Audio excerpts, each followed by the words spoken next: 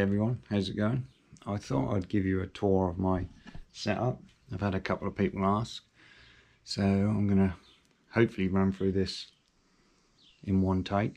Let you know how I set my kayak up, what poles I use, and just generally go from there. But if you like what you see, hit a like and subscribe to my channel. Check this out. So this is my Hobie 14 foot pro angler 2016 set up how I like it for fishing out the back of my yard. I'm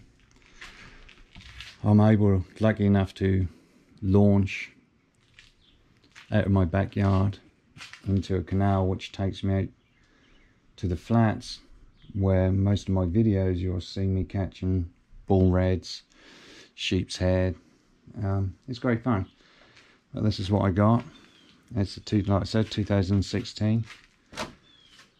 Got the anchor trolling line on.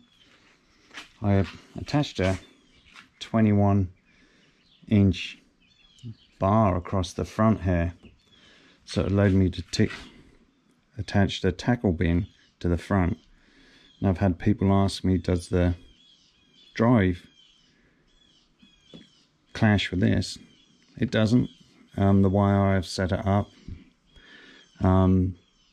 my feet and the drive don't touch this, so that works real well. I've done many a mod con on this. The bungee cords, which originally run across here and down to there, 2 of them on the hatch. I got rid of one and put that little plastic cup on there, so it makes it easier. My rail blazer GoPro holder. I have a Lawrence T5. It's perfect for what I want. Rod holder, cup. My rudder paddles, I've got one on both sides just in case. Board underneath. On the inside hatch, I put the bucket in there, and then I attached the old tackle bins which they come with, these pro anglers. I attached it onto Hobie side rails here, and that works real well, nice and tight. You've got the Hobie-H-Crate, a couple of extra rod holders on the back. That's where I put my flag and light. Around this side I have a trolling tube, a paddle, and then I have one of the rod holders left on the inside from a sabiki pole, which I pretty much keep there all the time. And then my rod holders on the outside I just used to attach the paddle. I think the paddle was getting in my way on the inside, so I put it on the outside. And then 14 feet piece of rope for helping me launch. Now it's sitting on a trolley I made myself, so it's 2x4. It's 3'4" wide by 6 foot long. It's 2'8" high, and the reason it's that high is so that when I roll it out to my truck, I can push it straight up to the tailgate and it slides straight on and slides straight off. As most of you are aware, the 2016 came with a standard Mirage drive. Early last year I was able to get the 360 Mirage drive. So, edit, it's not a 360 Mirage drive, it's a 180. 360s don't fit into the old kayaks, the Hobie kayaks. Get right into those sheep's head, which is great fun. I added this piece of 6x1 onto the trolley so I could store my Mirage drives upright, keep them nice and tight, and then my 8-foot bank pole I clipped onto the side, and that keeps everything in place. I added a hole at the back for my lander net. Most of my setup is pretty common, I think. My poles have a very vast, as my lovely wife would say, arrangement of poles. You can never have enough fishing poles. So I start with the ones I use the most, which is for the inshore. So this is my St. Croix medium heavy 7'6" with a Daiwa BG 4000 on it. That's mainly what I use for my live pinfish. I just got a hook on that, that's all it has. And you'll see a couple of videos I've got of where I just casting live pinfish to schools of redfish. It's great fun. Above that I have a Daiwa medium heavy fast. This is a 4000 BG Daiwa reel with 30-pound braid on it. This is one I use for various things. It could have, at the moment it's got a plastic shrimp on it, little DOA shrimp. I'll be trying that out this afternoon. And then behind it, this is the one you'll see me fish with most of the time when I'm sight fishing. This is a 7'6" St. Croix inshore with a Daiwa 3000, 20-pound braid on it.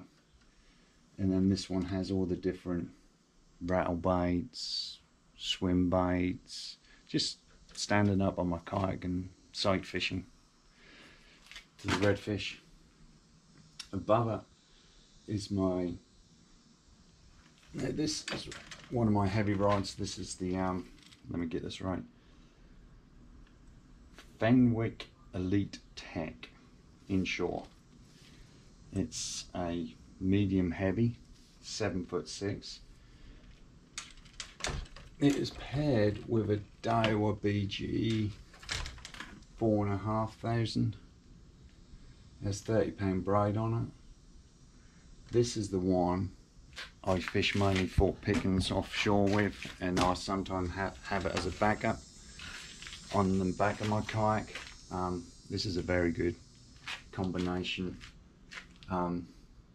Big bulls I've had on that where I fish out at the Fort Pickens. It's raw, real fast current, so when you hit a good fish out there you need a good pole. This does it. Above it, because I like this setup so much, I bought the same setup for my wife. Instead of braid, she has a 15-pound mono on there. It works real well. Then on the top I have my pen battle with the ugly stick. These are mainly offshore poles, and that's got, I think, a 60-pound braid on it. And then above that it's a Spin Master 5 with another ugly stick. That's got a 60-pound braid. That's the one I bought for the tarpon. I haven't had a chance to go for them yet. Moving across is mainly my bottom fishing poles, which I go for when I go offshore on the reefs. Yeah, both pens, both loaded up with 50-pound mono, and then set up depending on what I'm going to do on that day. Above that is when I get a chance to go on someone's boat. I bought myself, I think that's a 5000 BG, Daiwa BG. Attached it to a pole I found in a sale. I can't remember the name of it, but that's what I go for, the kingfish. Had one fish on that so far, which was fun. But that's about it really. That's my setup. I have it all rigged up on wall. I've got a station here, very simple little magnet to hang anything I want to quickly change. All different tackle boxes, one for the boat. You got storage, which I did have underneath my Hobie-H-Crate, but I took it off. I just wasn't really using it a lot, so I removed that. That's the DeWalt TStak.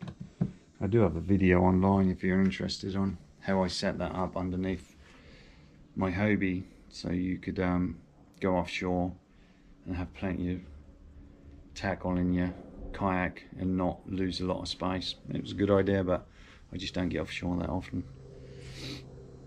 But that's it. I hope you enjoyed the video. If you did, leave a like and subscribe, and I'll catch you on the water. Ciao for now. Just a footnote, if any of you would like for me to go through any details, more details on anything from the way I built my cart, trolley, whatever, how you pronounce it, let me know. I can definitely give you all the details on that. It was a reasonably easy build. I mean, I'm a carpenter by trade. It took me 2, maybe 3 hours to do it at most. And then with my pole setups, if there's anything else you want to know about them, just let me know and I'll be glad to help. Leave a like and subscribe, and I'll catch you on the water.